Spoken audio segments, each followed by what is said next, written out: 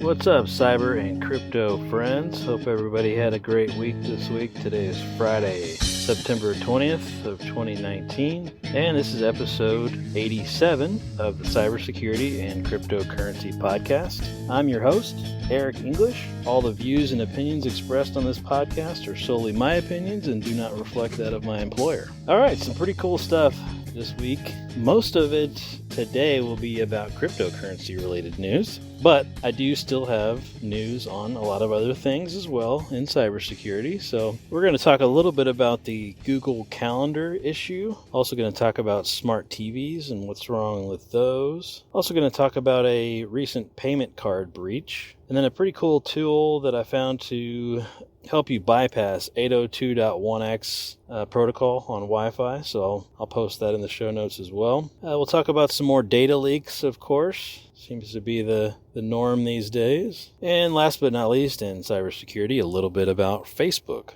On the cryptocurrency side of things, we're going to also talk about Facebook and their Libra crypto that they're still trying to come out with. Going to talk a little bit also about Verizon and some new tech that they're looking at. Also going to talk about JP Morgan and another Singapore-based bank. Of course, we'll talk about all the prices in the market right now and what the trends are looking like. We'll also touch on a new thing coming up from Wells Fargo. And probably the most interesting thing in cryptocurrency this week is a company called CipherTrace. They're a blockchain forensics firm. So we'll talk about that as well. All right, so to kick things off here, we'll start in cybersecurity. If you haven't already heard this news, this came out a couple days ago. Google had a pretty bad configuration setting tied to their Google Calendar service, and it left a whole bunch of calendars inadvertently open to the public. Of course, Google has since fixed this flaw, but wow, that's pretty bad right there. If you use Google Apps for Business, you might want to check on this as well and see if you were potentially impacted by this. And so essentially the way that Google used to share their calendar was through a link, right? So you could just send somebody a link to your Google Calendar. And so when you create that link, so here's the problem here. You create that link to your calendar, right? And then guess what? All the search bots like Google, Yahoo, Bing, they can now go out and crawl that link. And if you've made that link open and you didn't share it out with the correct privacy settings, then you could search for your calendar on Google and pull it up just fine. So pretty big blunder there. And some people might think, yeah, big deal. It's my calendar. I don't really care. But there could be, specific meetings on your calendar that could potentially be sensitive and you don't necessarily want everybody to see. But some people may not think it's as big of a deal. But it's certainly an interesting way to find this. It's not really even a vulnerability. I guess it's just kind of a backdoor into the Google calendars there. All right, some other news here about smart TVs. This one was pretty irritating, but I'm not surprised. Researchers discovered that TVs from Samsung, LG, and others, all the smart TV folks, they are sending sensitive user data to partner tech firms even when those TVs are idle. So yet again, here's another IoT device that is technically spying on you and leaking information to companies such as Facebook, Amazon, Google, and Netflix. Apparently some Roku devices were also labeled in this article. And so they're saying that the types of information that was being sent back was the TV model, make, model, serial number, all that kind of good stuff, the Wi-Fi network name, any kind of Wi-Fi identifiers, MAC addresses, any of that kind of stuff. But also they were saying on some of these TVs, they have some built-in pixels on the TV that can actually tell what's going across the screen and then report that back to Facebook and whoever else. So they can literally see what you're watching. So wow, that's pretty bad there. Anyway, you guys can see the whole article. I'll post it in the show notes there. But yet another privacy blunder that we all have to worry about. All right, some other news here about payment card breaches. So there was a big vulnerability in a municipality payment software. The same software that was used in a breach of hundreds of thousands of payment cards back in 2017. This same software has been targeted yet again, and it targeted 8 cities, and it's using a self-service bill-paying portal kind of thing. So when you get a speeding ticket or whatever, and you go out there to pay it yourself, this is the type of software that it uses. So the impacted towns are Deerfield Beach, Florida, Palm Bay, Florida, Milton, Florida, Coral Springs, Bakersfield, California, Pocatello, Broken Arrow, Oklahoma, and Ames, Iowa. So kind of all over the place, but a lot of that centralized there in Florida for whatever reason. And of course, guess what? These towns were operating unpatched versions of Click2Gov software, and here you go. Boom. They're getting exploited once again. So you're making payments to get your speeding ticket taken care of, and oh, by the way, you just got your credit card compromised as well. Yikes. One more reason to not ever use your debit card. Always, always, always use a credit card, not a debit card for every transaction you make. Alright, also found a pretty neat tool out there on kitploit.com. I'll post it in the show notes. It's for bypassing 802.1x authentication on wireless networks. Pretty cool stuff there. You got to get, they did it on basically a Raspberry Pi knockoff called Odroid and 2 wireless NIC cards, and it's pretty cool stuff. So I'll post that in the show notes as well if you want to tinker around with that. All right, some other news here, data leak news. A big mattress company leaked 387,000 customers' data. It's a Milwaukee-based mattress company called Verlo Mattress. And of course, they had a database on the internet that did not have a password on it. Oh, man. So I can only assume that it's a Mongo database or maybe a Kibana database potentially, but yet again, another data leak there.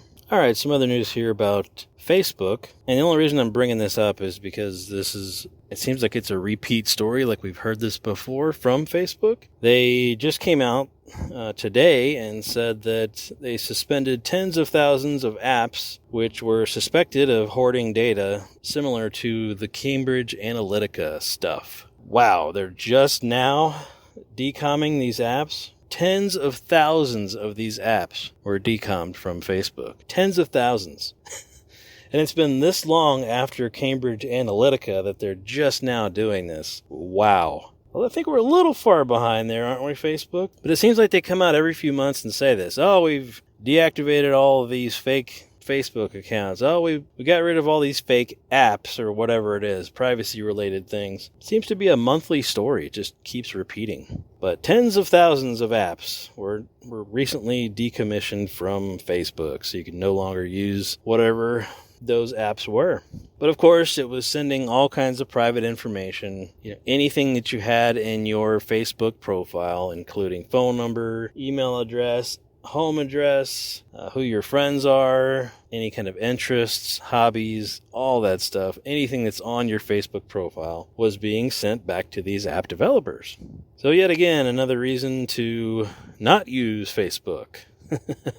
I know that's not going to happen for a lot of folks, but if you do use it, just be really, really cautious. Don't put a whole lot of information out there. All right, so flipping over to cryptocurrency side of things, Facebook is also making some news on that side as well. Facebook is now pushing to launch Libra upcoming here in 2020. And apparently they're going to go ahead and release it despite all the regulators' pushback. They're like, screw it, we're going to go ahead and release it anyway. So I don't know how well that's going to go over with regulators and everybody, but I guess we'll see. Now, they didn't say exactly what month of 2020. I realize we're just a couple months away from 2020, and maybe they'll have a harder date as we approach 2020 there. But they're saying they're going to go ahead and launch in 2020. So watch that drama unfold. All right, some other crypto-related news. Verizon, the telecom giant, they recently acquired a patent to create virtual SIMs on a blockchain. So the SIM cards that go in your cell phones, Verizon wants to make these now virtual and put them on a blockchain. So that's kind of an interesting deal there. Of course, they just got the patent for it. They haven't actually rolled this out or anything like that, but certainly cool to think about there. And especially with all the SIM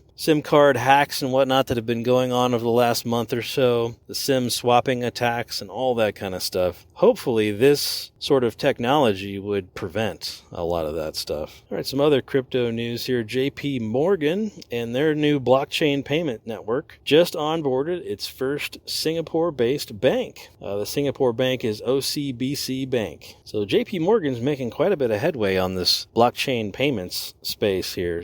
And what's interesting is you don't really hear much about it in the public. You don't see it if you use JP Morgan. I haven't seen it on anything that I do. I have a Chase checking account. I have not seen any of this stuff on there. So it's interesting that they're using this blockchain stuff, but the actual consumers can't use it. It's all back-end related stuff. In similar news, Wells Fargo, they're also going to come out with their new digital cash for internal transfers, and they're saying it's faster, cheaper, and definitely more efficient than Swift. Swift was kind of the go-to, and now that cryptocurrency and blockchain and all that stuff is out, Wells Fargo is going to take full advantage of that, just like JP Morgan is doing, and they're going to create their own. So the innovation lead over there at Wells Fargo said that she's going to push for this, and we're going to get it done. And it's going to be better than Swift. I think you're a little late to the game. JP Morgan's got you beat, but I guess we'll see there. I also saw some other news here about Coinbase. I don't think I mentioned this, but they are looking at listing 17 new digital assets on their Coinbase platform. So quite a few there that they're looking at adding.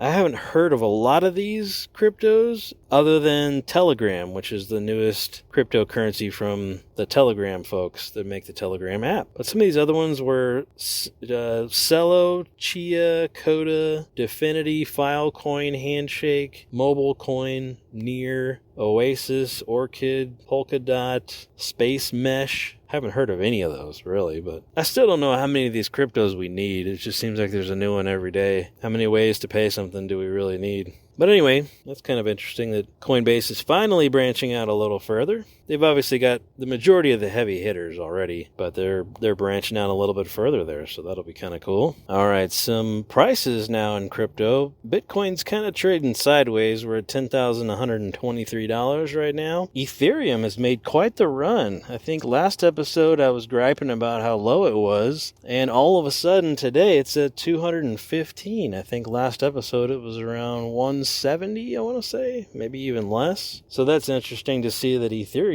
jumping back up like that. And a lot of the crypto Twitter folks are saying that Ethereum's got the bullish look that it did back in 2017. Although Bitcoin has a bear cross, apparently Ethereum now has a bullish trend, they're calling it. So interesting to see what happens there, but overall it's been good to see that Ethereum's up. Ripple also made quite the jump and then recently fell back down, but they were up to, I want to say 32 cents the other day. Now they're back down to 29 cents. So last week they were at 25, 26 cents. Still pennies, really. Bitcoin Cash is at 311, Litecoin's at 74. So I'm really curious to see how Ethereum does over the next few months, if this is really another breakout for them. Because also, too, think about this, there will be no more mining on the Bitcoin network coming up in probably, I don't know, the next 6 or 8 months. They're going to have mined all of the next batch of coins that you can possibly mine in Bitcoin. Maybe not 6 months. It might take a little longer. Nonetheless, there will be no more mining for Bitcoin. So I wonder if people look at that and think, oh, I need to switch over to Ethereum. There's really no problem if you're not mining for Bitcoin necessarily. You still need miners to process transactions. So people that have all the mining gear and whatnot will still be able to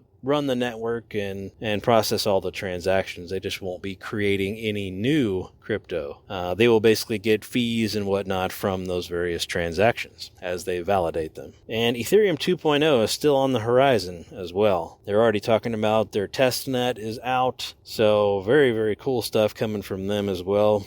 And they're moving away from mining as well. They're moving to proof of stake. I suspect, though, that it'll be a hard fork and Ethereum will remain, and they'll just have a hard fork to Ethereum 2.0. But certainly good to see the prices on the upward trend, even though Bitcoin has been on the downward trend. Finally, we get the reverse there. Usually it's as soon as Bitcoin goes down, everything goes down, but it's been quite the opposite over the last week or so. All right, the last thing I wanted to talk about in cryptocurrency is the blockchain forensics firm called CipherTrace. And apparently they developed some sort of a tool for flagging Bitcoin and Ethereum tokens that have some sort of a criminal past. So they're calling their product CipherTrace Scout. And it basically gives what they're calling street-level investigators more freedom to identify, track, and document illicit crypto transactions from the field. And apparently they're pairing up with law enforcement experts as well. So they're going to start tracking these transactions that are going down that they think are related to criminal activity. So there's other companies out there that do something very similar. There's another one called Chain Analysis.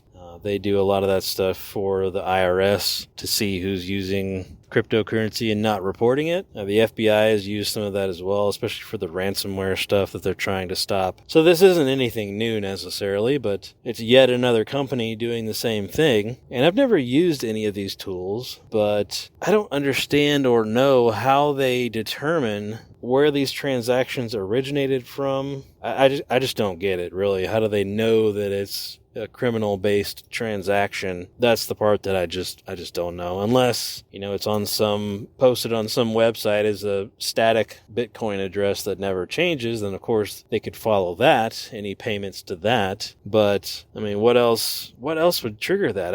I guess I don't have enough insight into that to see what these guys are looking at and how they're able to flag these transactions. So how does this make you feel as you use your cryptocurrency and you've been told that it's private and it's anonymous and all those great things, and yet here you've got a company, yet another company, that's doing blockchain analysis, and they're able to apparently figure out where these malicious transactions are going. So it does provoke a lot of thought there. Some other thought-provoking things I was thinking about today. Google announced their next quantum computing system. It's already essentially built and ready to go. And IBM also released theirs as well last week. IBM's won't be ready till I think October, which is just another month away. And anybody that uses their quantum services can use those new quantum computing computers. So here's the big question for cryptocurrency. As it stands right now, most cryptocurrency uses ECDSA encryption, and it's worked up to this point, right? Everything's good. It's difficult to hack, all that good stuff. Well, if quantum computing gets released to the public and just anybody can get on there and do whatever they want, imagine how many Bitcoin wallets they could crack. They could crack millions of Bitcoin wallets in, several minutes if they wanted to. Also consider the use for using quantum computing for mining crypto. Holy smokes, that would be just incredible to think about. Obviously, you'd have to have specially designed software to work with the quantum computers, and I have no clue how to even think about accomplishing that, but certainly something I've been thinking over in my head, and it kind of scares me a little bit for crypto. If they don't change their encryption algorithms here pretty soon, that's going to put an entire industry at risk, at big time risk. So hopefully Google and IBM, there's another company too that does the quantum computing that you can basically rent out for a little while. You have to have some sort of a grant or whatever from the government to even be able to touch the quantum computer. So I guess that's good. At least the government knows what's going on with it. But if that gets into the hands of the wrong person, man, we're talking crazy stuff for the Bitcoin industry or cryptocurrency industry as a whole. Pretty much every crypto out there uses ECDSA. So I've heard various people in different articles saying that they're working on the next gen cryptography that's going to be quantum proof or whatever. But think about how much change is going to happen across the cryptocurrency space to be able to change all of that encryption algorithms.